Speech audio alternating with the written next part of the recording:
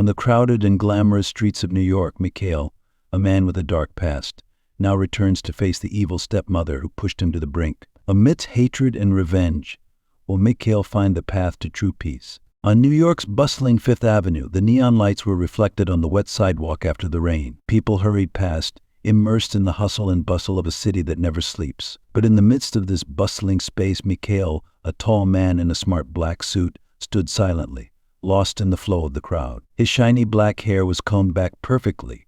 His face was sharp but cold. He stared straight ahead, his sharp eyes staring straight into the empty space in front of him. But his mind was drifting back to the dark past. None of the passers-by recognized him or knew that this man had once sat on this very sidewalk, eyes hungry and desperate, just a few years ago. Faint memories of that time appeared clearly in Mikail's mind, like painful slow-motion footage. Back then, he was a homeless young man, skinny and worn out, wandering the dark corners of New York in search of scraps of food and a short, undisturbed nap. No one stopped to help him, nor did anyone look at him for more than a sympathetic glance. They, like Zenobia, the cruel woman who had pushed him into this abyss, saw him as worthless. Zenobia.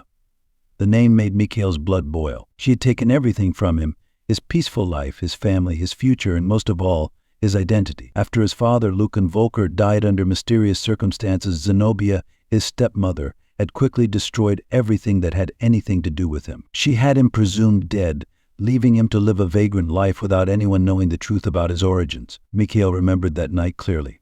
When he was only 9 years old, Zenobia had taken him from their luxurious mansion, put him in a truck, and abandoned him in a poor, unfamiliar Nippon. She had left him with nothing but old clothes and a little money, enough to last him a few days. "Consider this your new life," she had whispered coldly before slamming the car door. From then on, Mikail had wandered without a place to stay, without anyone to turn to.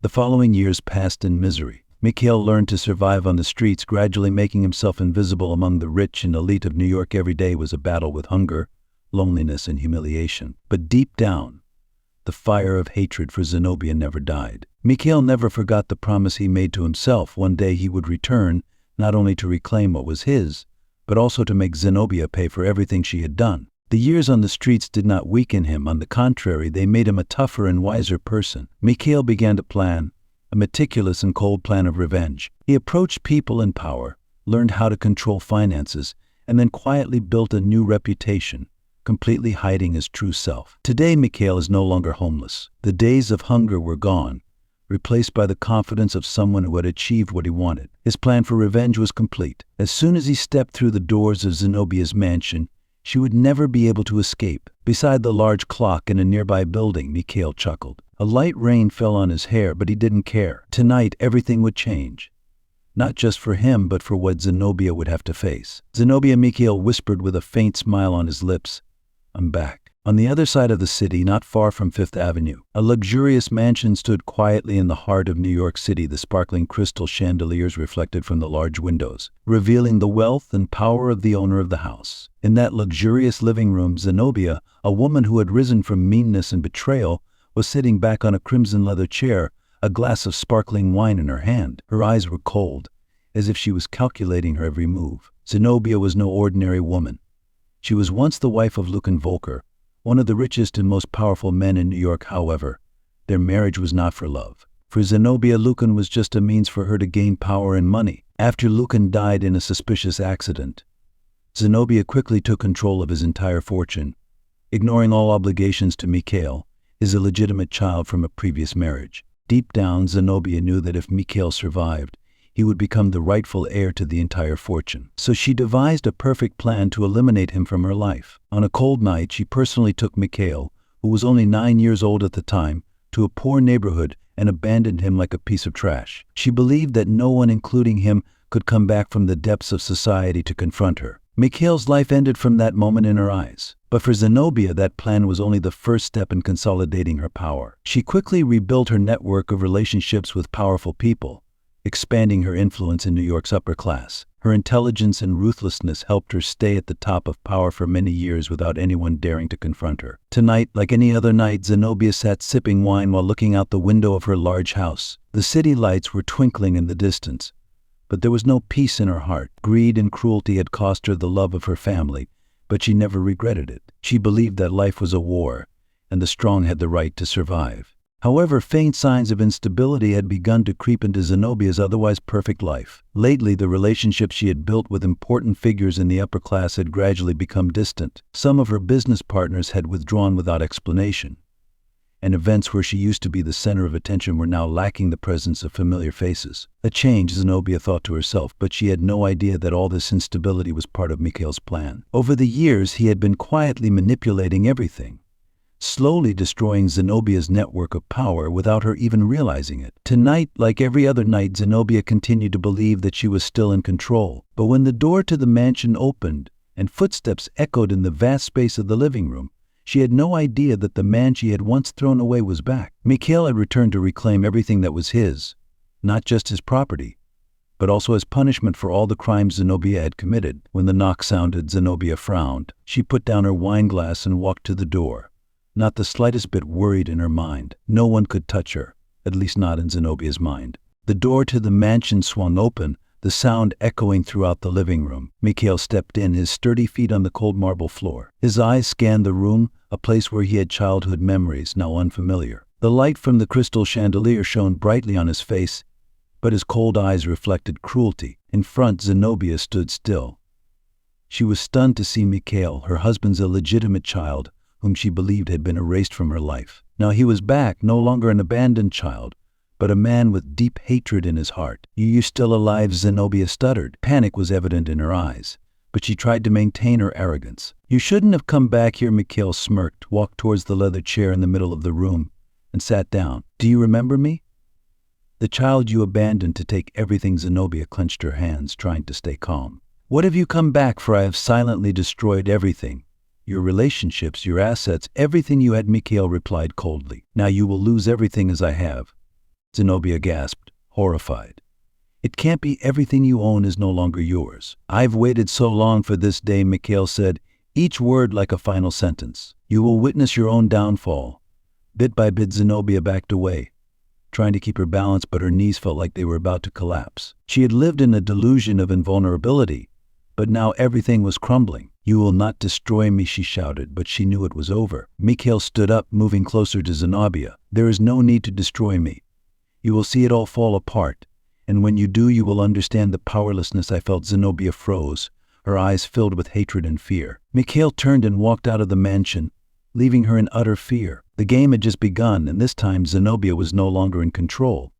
Mikail walked out of Zenobia's mansion, but instead of a sense of victory, a sense of emptiness crept into his mind. The revenge plan he had worked so hard to carry out was going as he wished, but the feeling of satisfaction did not come. Memories of his difficult past flooded back, but instead of feeling angry, Mikail felt vague, as if he was losing himself in the journey of revenge. Stopping under the streetlight, Mikail looked up into the distance, wondering, is revenge the only way to achieve peace? That thought deepened in his mind when the image of Alice appeared. She was the only person in that house who showed him compassion, the one who reminded him of the meaning of kindness after years of being immersed in hatred.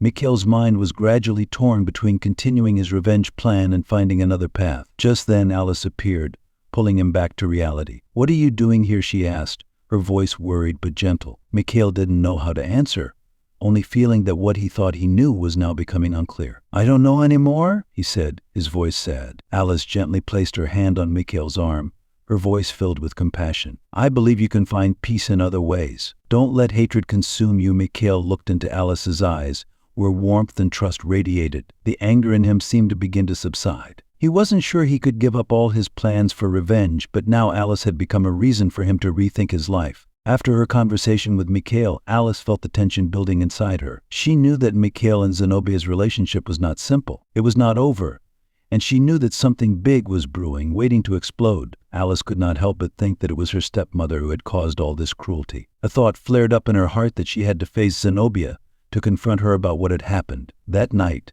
when she entered the mansion, Alice was ready. She walked down the long hallway that led to the drawing room, where she knew Zenobia often sat with a glass of wine in her hand, basking in the wealth and power. Her steps quickened, determined to confront the woman she had feared and despised for so many years. The drawing room door opened, and there sat Zenobia, just as Alice had imagined. Her sharp eyes looked up as Alice entered, the coldness in her eyes making the atmosphere in the room tense. "Alice, you're back," Zenobia said, her voice tinged with amusement, as if nothing had happened. "What do you want?" Alice didn't beat around the bush. Her voice was stronger than ever. "I know everything, Zenobia. I know what you did to Mikail. I know everything about your betrayal, your crimes, your insatiable greed." Zenobia's eyes wavered, but she quickly regained her composure. "What are you talking about? You don't know anything." "Alice, I only did what I had to do to keep this family together." Alice had no patience for excuses. "The family? You ruined it? You didn't care about anyone but yourself. You took everything from Mikail, left him homeless and miserable for years, just so you could keep your wealth and power." Alice's sharp words were like a knife stabbing straight into Zenobia's pride. She clenched her wine glass tightly in her hand, her eyes flashing with hatred. "You don't understand anything, Alice. I did all this to protect you, to protect our family from people like Mikail, weaklings who don't deserve anything." "You're lying," Alice screamed, her eyes blazing. "You're not protecting anyone but yourself. You took everything away from Mikail and now you're lying again. I've seen the truth. I've heard from Mikail what you did." The confrontation between Alice and Zenobia was like a battle between compassion and greed. Each of Alice's words was like a knife stabbing into Zenobia's complacency. But Zenobia was not easily defeated. She jumped up, her eyes as sharp as blades aimed straight at Alice. "You dare stand here and challenge me?" Alice, her voice was low and filled with indignation. "You think you understand? I did everything to keep this family alive, and I won't let anyone, not even you, destroy it." Alice was unfazed by Zenobia's threat. She looked straight into her eyes, her voice sharp and strong. "Family. You destroyed this family a long time ago. Mikail deserved what you took away.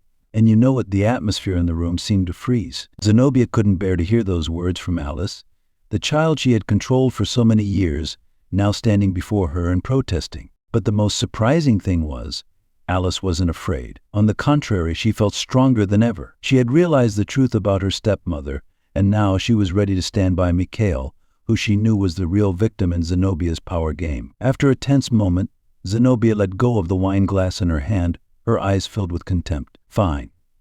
If you choose to side with Mikail, then you will suffer the same fate as him." Alice stood still, unmoved by Zenobia's threat. She knew that she had entered a war, but this was something she could not turn her back on. "Mikail will no longer suffer this injustice, and Mother will pay the price." The two women stood facing each other, neither giving in, and the confrontation between greed and justice had only just begun. After the tense confrontation with Alice, Zenobia clearly felt that everything was falling apart. Her previously cold confidence began to crack. The relationships in the upper class that she had built up were gradually disappearing. Large amounts of property were mysteriously withdrawn. She had tried to control everything, but now she had to face the truth. Mikail had returned and was meticulously destroying her life. A feeling of helplessness and panic enveloped Zenobia. She could not believe that the illegitimate son she had once considered useless, unworthy of Lucan's property, was now the one who set out to destroy everything she had taken. Piece by piece, Zenobia's life was falling apart, from her reputation to her property. For her, this was not only revenge from Mikail, but also the collapse of the entire system of power that she had built over many years. On her last night, Zenobia sat alone in the dark villa. Everything seemed meaningless now. She knew that her punishment was coming, and there was no way she could escape. With Zenobia's fall, Mikail no longer had to hide. He had completed his plan for revenge, but the sense of satisfaction he had hoped for did not come. Instead, he felt a deep emptiness. He realized that Zenobia's destruction could not bring him the peace he had thought. However, in this journey, Alice became his guiding light. She made him realize that not everything was destroyed by greed and cruelty. Alice gave Mikail a chance to start over, not from hatred, but from kindness. With Zenobia defeated, Alice and Mikail gradually grew closer. They found peace in this new relationship, together escaping the shadow of the past. Mikail was no longer the abandoned boy or the man torn by hatred. He found himself again through Alice's compassion and love. After all that happened, Mikail and Alice decided to start a new journey. They not only wanted to live a peaceful life, but also wanted to do something meaningful. They both set up a charity to help homeless people and abandoned children, the people that Mikail used to be a part of. This charity is not only a way for Mikail to make up for the pain of the past, but also a place where he and Alice together build a better future for the less fortunate. The help they bring is not only limited to material things, but also spiritual healing for those who have been abandoned by society. As the organization grows, Mikail and Alice become symbols of kindness and hope in the community. Their story, from hatred to love, from revenge to compassion, becomes an inspiration for many others. One sunset in the small house they had just bought outside the city, Mikail and Alice sat together, looking out at the horizon. They had overcome all the challenges, and now they were ready for a new life, where love and kindness filled their hearts.